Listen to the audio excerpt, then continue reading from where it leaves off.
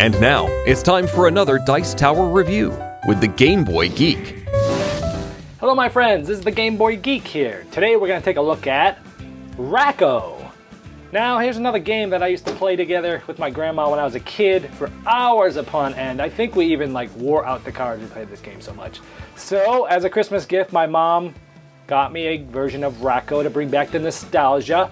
I had long forgotten and long lost the version I used to play with my grandma, so it was good to get a new reprinted version. It was originally designed and published in 1956.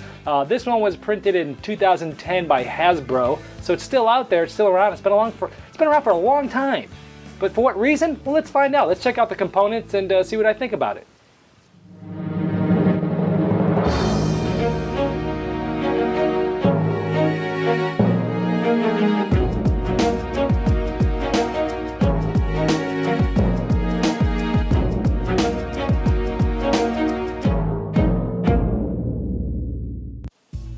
Alright, here we have a 4-person game set up for Racco.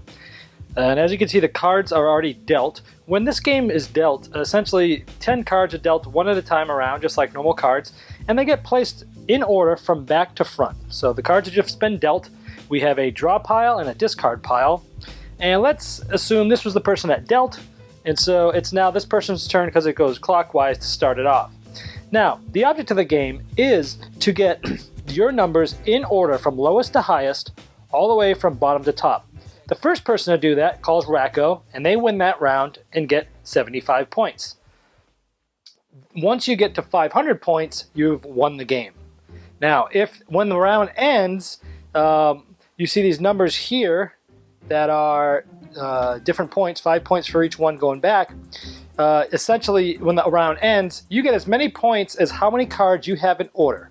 So, for example, if the game ended now, this person would only get 5 points. Let's see, they get 5, they'd get 10, and then they wouldn't get any more because 4 is less than 41, but 41 is not less than 35, so they would get 10 points. Conversely, if this player, if the game had ended now, again, this person would only get 10 points. So you count up to how many you have in order, and that's how many points you get. The winner gets 75, and the first person with 500 wins the game. So let's say it's this person's turn. They can either pick up a blind card here from the draw deck, or they can pick up the discard. When you pick up a card, let's see, this one is a 9. Well, they've got a 4 here. 9's still a pretty low number, so they're going to replace this card 41 with the 9. Now you have to discard. You have to place the card in the same hole that you're discarding from. You can't move them around. So now this person has 4 and 9, right? So now it's this person's turn, and maybe they don't like that 41 either, and they grab this one and they say 54.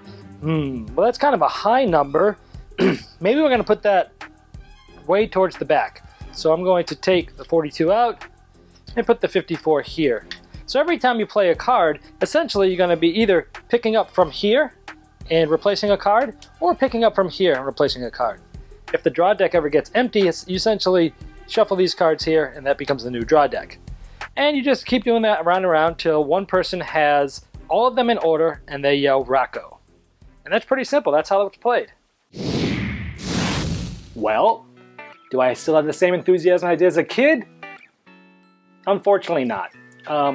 It's been around for 50 years, so there must be something that some people like about this game. And I remember having a lot of fun with this as a kid, but playing it again as an adult, it just doesn't have the luster that it used to have, and maybe because I'm not playing with my grandma anymore. But it's just, the gameplay just seems so luck-induced. Your starting hand, well, if you have a couple of those in order, you're already a leg up on your competition. And the way the cards come down, it's really just, hey, I'm going to pull a card blind, or I'm going to pull one out of the discard pile and build things up.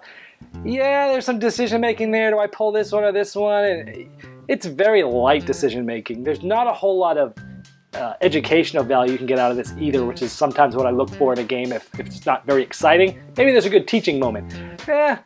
Maybe if you want to be able to teach from low to high, counting from 1 to 100, maybe it's good.